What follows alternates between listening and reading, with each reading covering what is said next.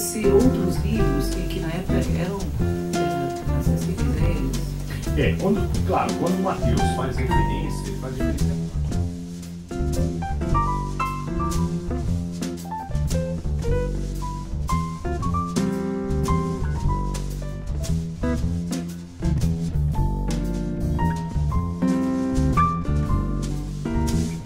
E depois alguns livros significativos, né? Como Isaías, um livro Eclesiastes, alguns livros achados no Egito também. A apresentação de Jesus no templo, que é uma prática judaica. Quer dizer, Jesus vai ser apresentado ao templo, e na apresentação da criança ao templo havia o sacrifício de um animal. Eles sacrificavam um animal para a purificação da criança. E, segundo o Evangelho, Maria e José levam um casal de pombas, um casal de rolas. Por que eles levam um casal de pombas? Porque a lei judaica autorizava aos mais pobres não sacrificar um carneiro, porque eles não tinham, os mais abastados iam e sacrificavam um carneiro. Mas os menos abastados, os mais pobres, podiam, a lei judaica permitia que eles sacrificassem então um casal de pombas. E é o que Maria e José fazem. Eles vão sacrificar um casal de pombas. Então, de duas uma, ou a narrativa do sacrifício do casal de pombas está errado, ou então a narrativa de José ir a Belém é que está errada, que não está certa. De qualquer forma, Lucas tem um grande interesse que Jesus nasce em Belém, como Mateus também, daqui a pouco eu vou explicar por quê. Bom, por consequência, José e Maria não foram a Belém. Tá? Vamos pegar a tese de que eles eram pobres, de que eles não eram pessoas abastadas. Tá? Se eles não foram a Belém, Jesus é nazareno mesmo. Ele nasceu em Nazaré. Tá? Tanto é que ele vai ser chamado de Nazareno. Mas Belém é importante para Mateus e Lucas. Por quê? Porque é a cidade do nascimento de Davi. Então, é toda essa narrativa, e aí Lucas encontra o motivo do recenseamento para levar Jesus de Belém, que a grande dificuldade é levar Jesus de Nazaré a Belém, não é? Toda essa narrativa tem um porquê. Como eu disse para vocês, a narrativa conta uma mensagem, ela não está contando um fato histórico. Não é? E qual é a mensagem aqui? A mensagem seria mais ou menos essa. A pessoa que eu vou apresentar para vocês, a pessoa dessa mensagem, é o novo Davi, é o nosso líder, é o grande rei, é o nosso rei. Essa é a intenção. Por isso que Belém é importante. Por isso que Jesus tem que nascer em Belém, mesmo nascendo em Nazaré. Jesus é para nós o novo Davi. Ponto final. Mesmo que houvesse um recenseamento, também tem outro fato aqui. Tá? Mesmo que houvesse um recenseamento e José fosse a Belém por causa do recenseamento, esse José, a gente vai ver que ele é um pai bem absurdo. Não é? Por quê? Porque ele não tinha nada que levar Maria. Maria podia ficar muito bem quietinha na sua casa em Nazaré. Por quê? Porque o censo só interessa aos homens. Tá? Lembremos que nessa época as mulheres são segunda raça. Tá? Mulher é segunda raça. Tá? Então a mulher aqui não conta no censo. Tá? Não tem interesse nisso. Então Maria não tem nada que acompanhar José.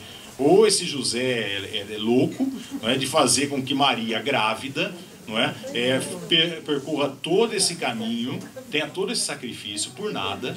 Ela não tem nada que fazer em Belém, não é? Ou alguma coisa está errada aí. É claro que alguma coisa está errada aí. Tá? Então Maria não tem nada a que fazer em Belém. Maria está grávida para uma longa viagem, não é? E uma viagem extremamente cansativa. Tá? Mesmo que Maria tivesse ido, vamos supor, tá? José continua sendo um pai absurdo. Não é? Por quê? Porque ele poderia ter arrumado um lugar melhor para o nenê nascer. Ele não ia fazer o nenê nascer numa manjedoura. Por quê? Porque a prima Isabel mora muito perto de Belém. Então bastava José no caminho deixar Maria com a sua prima, aos cuidados de sua prima, e ir até Belém, fazer o recenseamento. Ponto final. Vamos supor que ele fizesse a mulher fazer toda essa viagem. Tá? Mesmo assim, o menino não precisava ter nascido uma manjedoura. Tá? Deixaria com a prima e aí então o neném nasceria com todos os cuidados necessários. Tá? Afinal de contas, ele sabe muito bem quem está por nascer. Não é verdade? Agora, o caminho não é fácil. São 130 quilômetros de Nazaré a Belém. Tá? Lembrando que esse caminho feito pelo Evangelho é o caminho por Jericó, no Vale do Jordão. Esse vale é muito íngreme. E lembrando que Jericó fica a 250 metros do nível do mar. 250 metros. Tá? Jerusalém, que é onde está perto de Belém, quer dizer, Belém está perto de Jerusalém, 8 quilômetros, não é? Fica a 750 metros a nível do mar.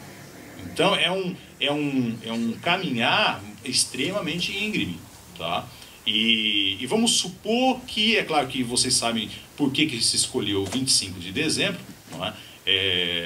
Eu acho que todos sabem o porquê, então depois eu posso esclarecer, mas vamos supor que tenha acontecido no inverno. Tá? Então aí essa viagem se torna praticamente impossível, não é? Porque as condições climáticas são muito difíceis, não é? Nessa época.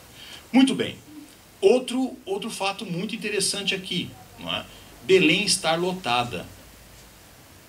Se eu não conheço a geografia, se eu não conheço o contexto histórico, eu engulo qualquer coisa. Não é? Ora, não tem o porquê de Belém estar lotada. Vamos supor que tivesse um recenseamento, que as pessoas se recenseassem na sua cidade de origem, então aí pela Palestina inteira ia estar cheio de viajantes para lá, para cá e tal, não é? Mesmo assim, Belém não precisava estar lotada. Por quê? Porque ela fica só 8 quilômetros da onde? De Jerusalém, que é uma capital. Tá?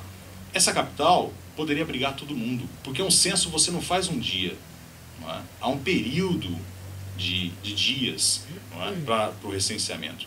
Então, as pessoas podiam muito bem se hospedar em Jerusalém e se recensear em Belém. Elas não precisam dormir em Belém. Não é? Então, José poderia também, já que não quisesse deixar a Maria com a prima, que talvez não fosse com a cara da prima, não é? Ele poderia ir a Jerusalém e arrumar uma hospedagem em Jerusalém muito bem, no dia seguinte ir ao recenseamento. Não é?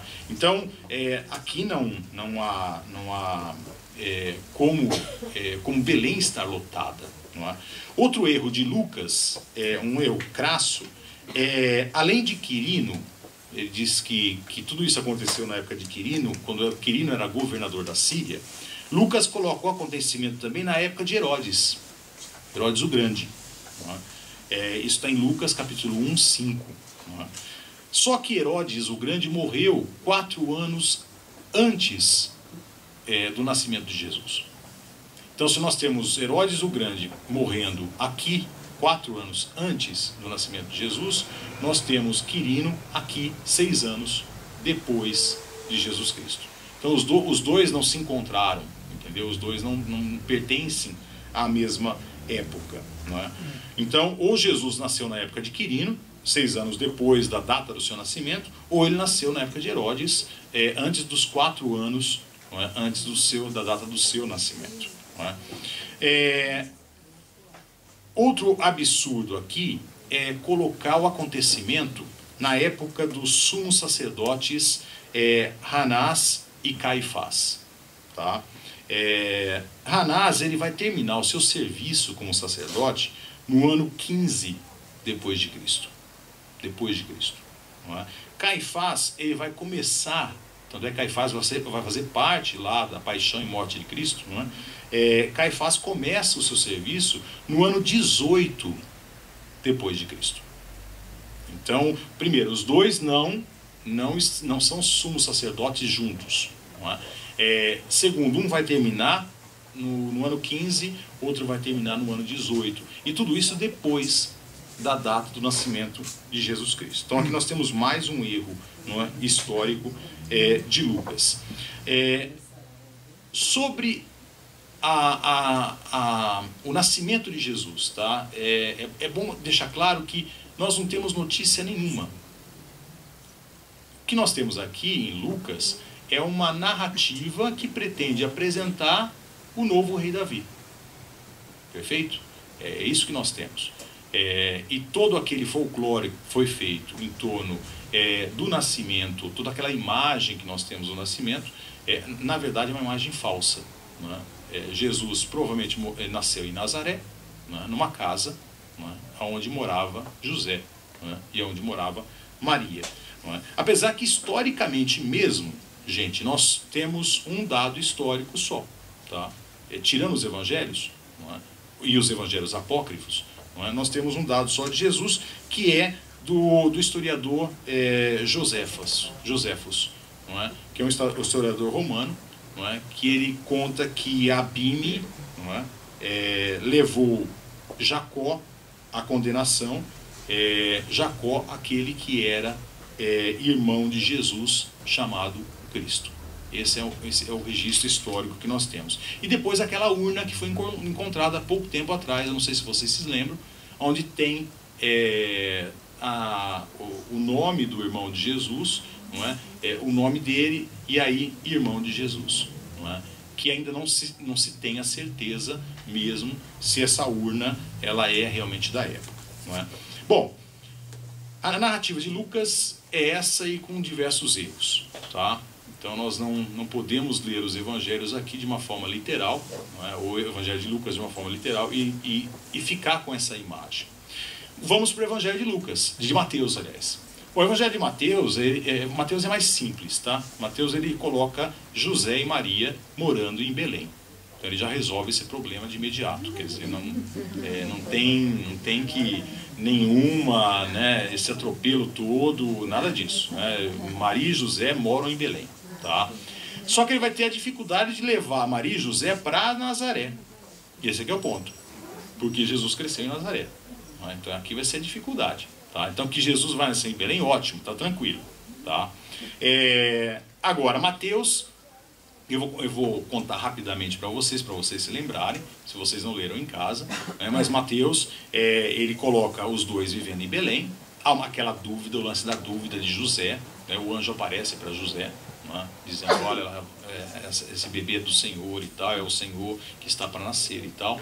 E aí ele vai se convencer disso, vai casar com Maria, e Maria vai dar luz a um menino, não é? E aí então acontece o quê? Acontece que uma estrela, não é? Chama a atenção de magos do Oriente, não é? Que é a estrela do rei de Israel, não é? E essa estrela começa a conduzir esses magos do Oriente à terra de Israel, não é? Só que essa estrela comete um erro, ela leva os magos a Jerusalém, não é? E os magos chegam em Jerusalém perguntando de Jesus, e isso chama a atenção de Herodes, não é? E Herodes manda chamar os magos e tal, os magos contam a história, e aí ele consulta os sábios da corte, né? E os sábios da corte dizem que o menino deveria nascer em Belém, né? E a menor cidade de Judá. E aí então Herodes pede para que os magos procurem Jesus em Belém, né? E depois voltem para dar notícias, porque ele também quer adorar o menino, né? E aí os magos vão até Belém, guiados pela estrela, porque a estrela depois vai até Belém, não é? Depois de Jerusalém, e lá em Belém ela aparece, quer dizer, ela para sobre a manjedoura onde está, sobre a casa onde está, aí não tem manjedoura, a casa onde está Maria e José e o menino, não é? E aí eles adoram então o menino, e depois são avisados em sonho que eles não devem voltar a Herodes, não é? Então eles voltam por um outro caminho. E aí em sonho também José é avisado, não é? Que querem matar a criança, né? Que Herodes vai mandar matar a criança, não é? E aí então José pega a Maria, né, o menino, e foge de Belém, não é? E vai para o Egito. E fica no Egito até que ele recebe mensagem de que todos que queriam matar o menino já morreram, não é? E aí então ele retorna para Belém, para a Palestina, só que ele vai para Nazaré, tá? Muito bem. Aqui nós temos falhas e nós temos motivos do porquê Mateus faz tudo isso, tá? A narração da infância de Jesus em Mateus e Lucas estão no fim do, só para vocês situarem, no fim do primeiro século, tá? Então está bem distante do fato, não é? Bom, então eu já disse que ele vai nascer em Belém, não tem recenseamento. Então a questão de Belém ficou simples em Mateus, não é? Porque ele já coloca o casal morando lá, não é? Se Lucas tinha que resolver então o problema de Jesus sair de Nazaré e ir para Belém, Mateus não tem que resolver isso, não é? Mateus se recorre então, aliás, Mateus tem essa mania, tá? Ele vai procurar fazer uma interpretação do Antigo Testamento sob o prisma, na direção de Jesus. Isso deve ser extremamente irritante para os judeus, porque ele tem que interpretar toda, boa parte das profecias dos profetas, não é? Das previsões dos profetas, direcionando para Jesus. Jesus seria aquele que os profetas estão anunciando. Tá? Isso deve ser para um judeu extremamente irritante. Não é? Por quê? Porque Jesus não é o perfil que o judeu está esperando. Tá? Ou sempre esperou. Não é? E que os profetas também falam. Não é? Mas Mateus tenta fazer isso, ele tenta embasar, fundamentar toda a sua narrativa nessas previsões dos profetas. Tá? E Mateus se recorre então no Antigo Testamento com a seguinte profecia: assim se cumpre o que falavam os profetas, ele será chamado Nazareno. Com essa profecia, então, Mateus vai levar o menino a Nazaré, tá? Para cumprir essa profecia. Tá? Mas teve uma profecia dessa no Antigo? Aí que está o ponto. Não teve nenhuma profecia dessa.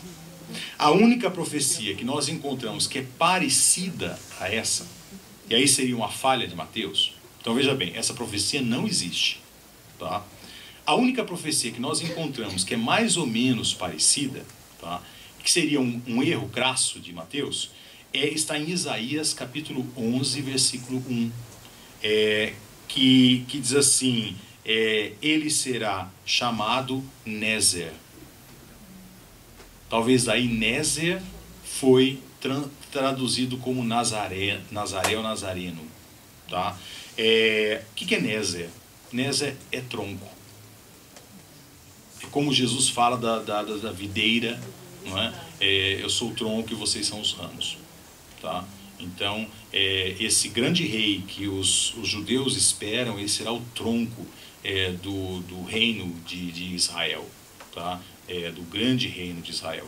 Então, essa profecia existe, mas não é a mesma profecia. Tá? Então, se Mateus se inspirou aqui, ele cometeu um erro crasso. Tá? Para chegar, agora, ele tem um desafio, ele se baseia, ele se fundamenta nessa profecia e ele tem um desafio. Bom, e agora, como fazer o menino chegar? Por que ele tem que morar em Nazaré? Para que ir a Nazaré? Não é? E aí ele cria um motivo, que é o motivo da fuga. Tá? Jesus, então, foge da perseguição de Herodes. Não é? Então, ele vai fugir da perseguição de Herodes para depois ir para Nazaré. Não é? Aí faz sentido. E aqui Mateus se fundamenta a outra profecia. Não é? A profecia que diz assim, do Egito chamei meu filho. É Oséias, capítulo 11, versículo 1. Porém, a profecia de Oséias, esse meu filho, não é? Diz respeito ao povo de Israel. O meu filho aqui é o povo de Israel. É Israel. Não é uma pessoa. Entendeu? É um povo. Não é? Porque a profecia diz o seguinte, quando Israel era menino, eu o amei, e do Egito chamei meu filho. Não é? Então, toda a profecia diz respeito ao povo de Israel. Mas Mateus pinça essa frase da profecia e direciona para Jesus. O que não tem nada a ver com Jesus. Não é? Mas antes da fuga, tem que ter um motivo para Herodes descobrir esse menino, ou odiar esse menino. É aí que vem os magos. Estão entendendo como é que a coisa vai sendo construída? Eu preciso levar a Nazaré. Mas por quê? Bom, existe uma profecia. Tá. Mas como eu faço ele chegar a Nazaré? Bom, tem uma fuga. Uma fuga de quem? De Herodes. Né? Por que Herodes vai odiar o menino? Aí vem os magos, tá? Os visitantes do Oriente. Os magos do Oriente são guiados por uma estrela. Não é? Por que eles vêm para cá? Né? Vêm guiados por uma estrela. Né? Que os leva primeiro a Jerusalém, isso é que é interessante, e depois para Belém. A estrela não leva direto para Belém, né? Ela leva primeiro para Herodes, para Jerusalém. Então, na verdade, essa estrela é uma estrela mortífera. Perfeito? Por quê? Porque é uma estrela que vai lá pro grande poderoso, leva os magos lá a perguntarem ingenuamente pro grande poderoso onde está o rei de Israel. Para Herodes. Não é? O Herodes não é dessa época? Não, Herodes é... Herodes filho? Então. Esse é Herodes o Grande. Veja bem, lá a gente está falando do Evangelho de Mateus. Então, mas o Herodes não era da época do nascimento de Jesus? Qual Herodes é esse? É o filho do Herodes? Então, não, o que eu disse foi o seguinte, que Lucas coloca Quirino e Herodes na mesma época. Perfeito? Mas um era 4 anos antes, os outros 6 depois. Isso. E Mateus coloca Herodes no nascimento. É. Mas nós não Mas sabemos. o Herodes então não é do nascimento, ele era antes. Então, nós não sabemos. Nós sabemos hoje que o monge que fez o cálculo do nascimento de Jesus, porque nós não temos datação nenhuma aqui, tá? O cálculo do nascimento de Jesus, ele errou por 6 ou 7 anos. Então, provavelmente, Jesus deve ter nascido na época de Herodes, e não de Quirino. Tá? O problema de Lucas é que ele coloca os dois juntos. O problema de Mateus é que ele coloca Jesus nascendo em Belém, sob a barba de Herodes. Perfeito? Então, aqui há uma... essa é a questão não é Herodes. Provavelmente ele deve ter nascido realmente na época de Herodes. Né? 6 ou 7 anos antes do ano 0. Não é? Vamos dizer assim. E aí o motivo dos magos chegarem à Palestina é a estrela. Correto? Agora, essa estrela é uma estrela muito esquisita, porque ela é mortífera. Não é? Ela denuncia, na verdade. E de qualquer forma, é difícil acreditar numa estrela, não é? Que magos são orientados por uma estrela até uma cidade, mesmo Jerusalém, que é a capital, não é? E depois serem guiados pela estrela para Belém. Não é? E ainda parar em cima de uma casa, né? Como isso é possível, né? Isso é uma coisa totalmente fantasiosa, né? Mágica. E aqui nós encontramos também um pai estranho, tá? Um José meio estranho também. Por quê? Porque se eles moram em Belém, por que Jesus nasceu no estábulo? Não tem motivo. Tá? E Jesus vai nascer no estábulo. Não é? Então não tem o porquê Jesus nascer no estábulo. Não é? Ou José vivia uma vida alternativa, não sei, mas não tem o porquê aqui. Tá? Bom, em Lucas não tem a fuga para o Egito. Tá? Maria e José, eles voltam de Belém direto para Nazaré. Tá? Em Lucas, Lucas diz o seguinte, Lucas segue a lei judaica. Não é? Deixa eu passarinho. É 9 horas já? Em Lucas, Jesus, Maria e José voltam para Nazaré depois dos 14 dias de quarentena da mulher. Porque pela lei judaica, 14 dias era o tempo de purificação da mulher, que é de quarentena. Tá? Então, depois de 14 dias, em Lucas, José e Maria voltam para Nazaré simplesmente. Tá? Voltam para casa. Não é? Em Mateus, não. Em Mateus tem o lance da fuga. Não é? Para os evangelistas, e principalmente para Mateus, o Antigo Testamento então sempre tem que estar coordenando as coisas, não é? E aí Mateus se apega a uma profecia de Miqueias, não é? E ele diz assim, ele pega a seguinte profecia de Miqueias: e tu, Belém, de ti sairá o que governará Israel. Essa é a profecia de Miqueias, capítulo 5, 1. Tá? Porém, se vocês lerem Miqueias, capítulo 5, 1 e principalmente 6 a 8, tá? Vocês vão ver que esse que governará Israel não tem absolutamente nada a ver com Jesus. Por quê? Porque Miqueias descreve um rei, e principalmente um rei sanguinário. É um rei que vai dominar povos. É um rei que vai subjugar povos. É um rei que vai matar homens a fio de espada. Enfim, ele faz toda uma descrição de um líder, não é? Guerreiro mesmo. Então Mateus pega por livre e espontânea vontade essa profecia e coloca Belém na história, para justificar o nascimento de Jesus em Belém. Outra profecia utilizada por Mateus tem relação com a morte das crianças de Belém. Tá? É a profecia de Jeremias, capítulo 31, de 15 a 16, que diz assim: assim diz o Senhor, uma voz se ouviu em Ramá, lamentação, choro amargo, Raquel chora seus filhos, não quer ser consolada quanto a seus filhos, porque já não existem. Acontece o seguinte, que a profecia está falando de Ramá. Tá? Ramá é uma cidade que fica a 8 quilômetros ao norte de Jerusalém. Belém fica a 8 quilômetros ao sul de Jerusalém. Então essa profecia não tem absolutamente nada a ver com Belém, com as crianças de Belém. Tá? Tem a ver com alguma coisa em Ramá, tá? Que nós não sabemos, porque o Antigo Testamento é cheio de profecias, tá? Que se realizaram ou não se realizaram, nós não sabemos exatamente. Na verdade, Mateus se inspira nessa profecia, tá? E justifica toda a história da morte das crianças, porque essa profecia tem que ser cumprida, não é? O que é terrível, não é? E aí ele vai se inspirar na história de Moisés, né? Quem é que vai fugir do faraó do Egito, não é? E vai ser escondido, e tudo acontece no Egito, não é? É Moisés, tá?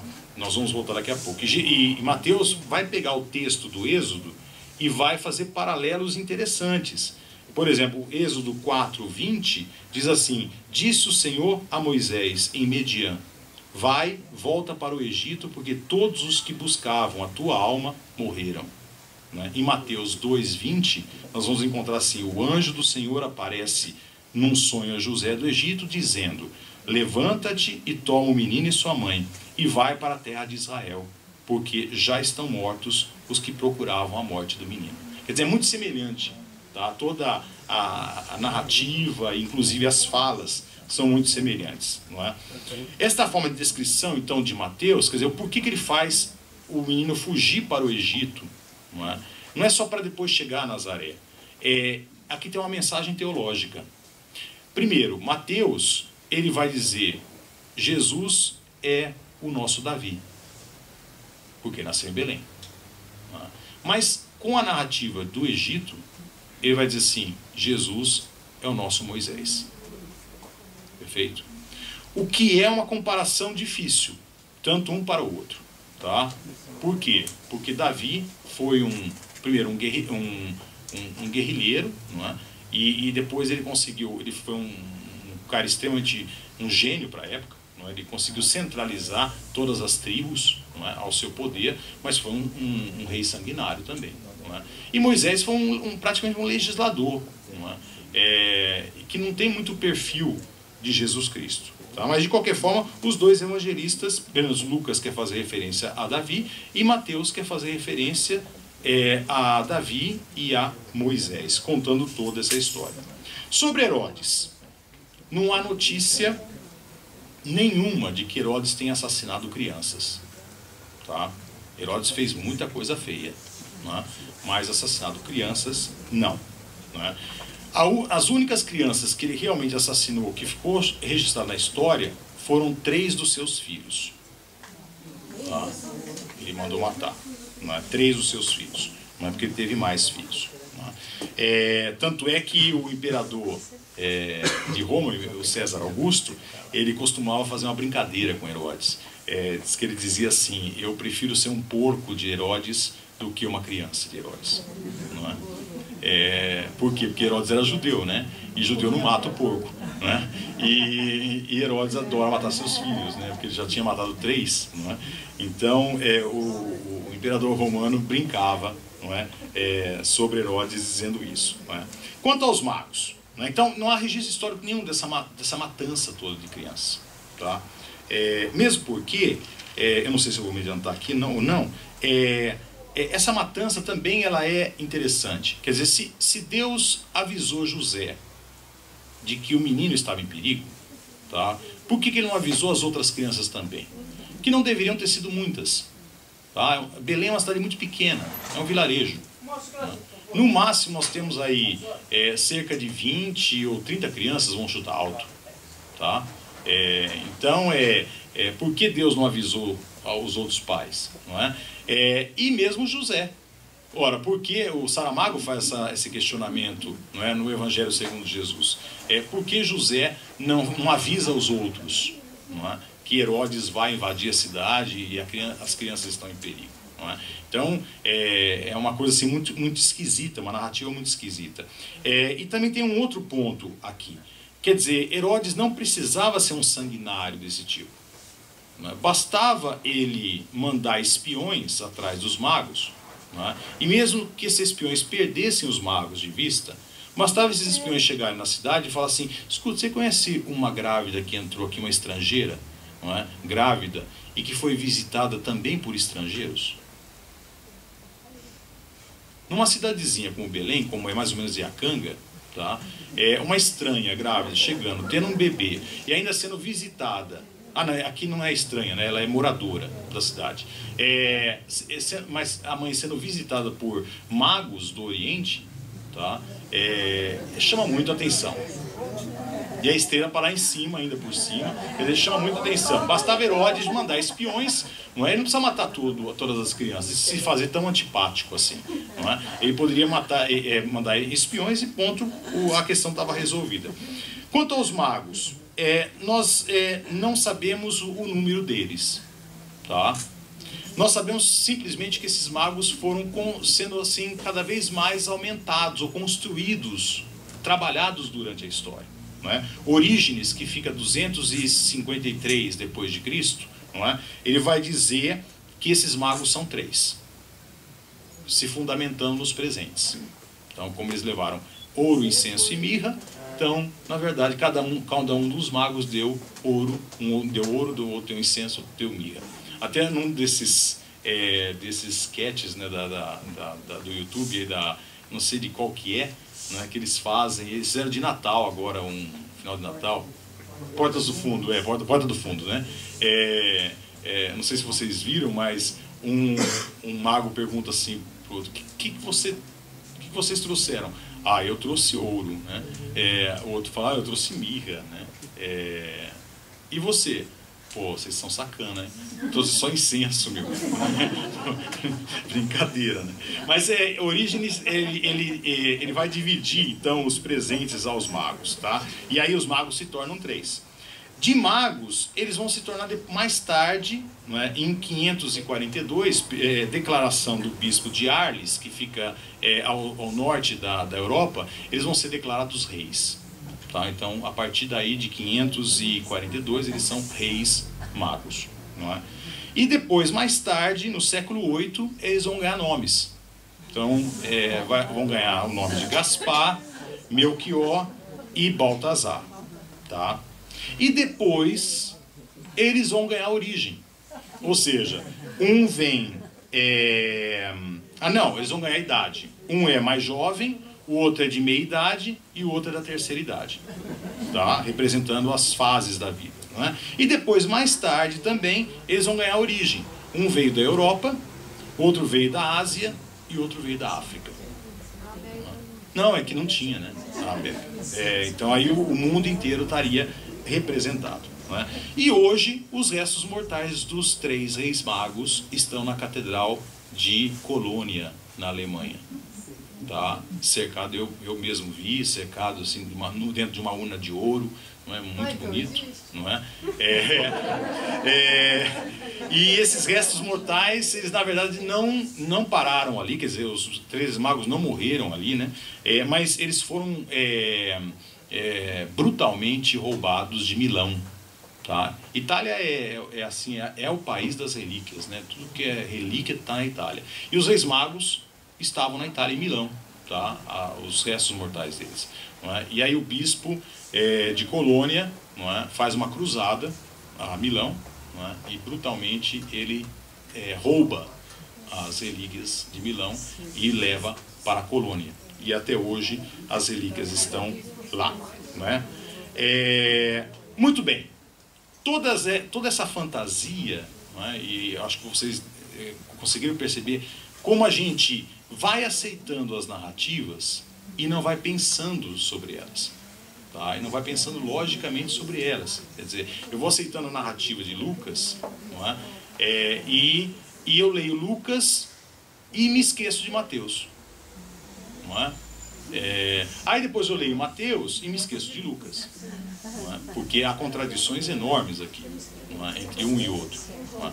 Como também na própria narrativa eu vou lendo e não vou pensando o que é um censo, o que é isso, não é? Se isso realmente tem registro histórico, se isso não tem, não é? Se os personagens históricos realmente conviveram na mesma época, não é? Se Maria morava e José morava em Belém, não é? Porque o menino nasceu no estábulo, não é?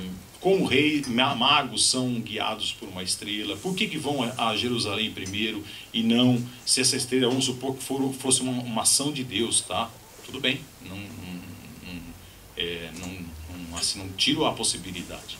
Para Deus tudo é possível, mas para que levar a Jerusalém e depois a Belém? Enfim, há muitas contradições nessas histórias natalinas, não é? Que foram cultivadas e cultivadas, e depois, pelo cristianismo, não é? Folclorizadas.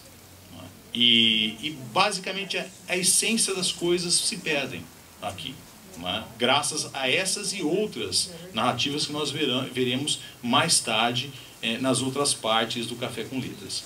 Tá? Mas eu gostaria só de começar assim, com a narrativa do Natal, não é? Ou do nascimento de Jesus, não é?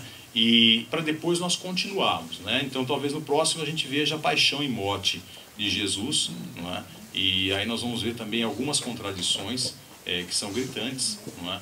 E como os judeus entraram de gaiato nessa história e sofrem até hoje, não é? Discriminação, não é? Nem Pilatos, e até Pilatos entrou no credo, exatamente, não é? Onde ele não deveria ter entrado também, não é? Bom, era essa a intenção então da exposição de hoje. Agora a gente abre para perguntas. Só antes, Pedro.